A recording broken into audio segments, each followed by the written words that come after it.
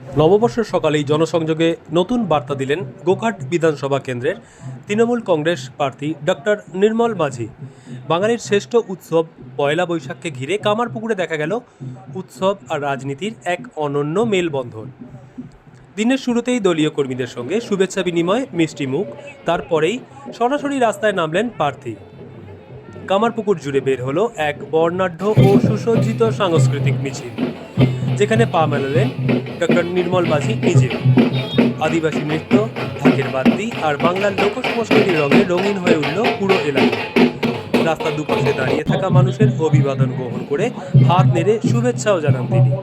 বড়দের প্রণাম করে আশীর্বাদও নিলেন তিনি। নববর্ষের এই বিশেষ দিনে জনসংযোগের পাশাপাশি মানুষের সঙ্গে হৃদয়ের যোগসূত্র আরও মজবুত করলেন প্রার্থী, এমনটাই মত রাজনৈতিক মহলে। দেখুন বিস্তারিত। আপনারা দেখছেন বাংলা লাইভ, বাংলার খবর, বাঙালির খবর।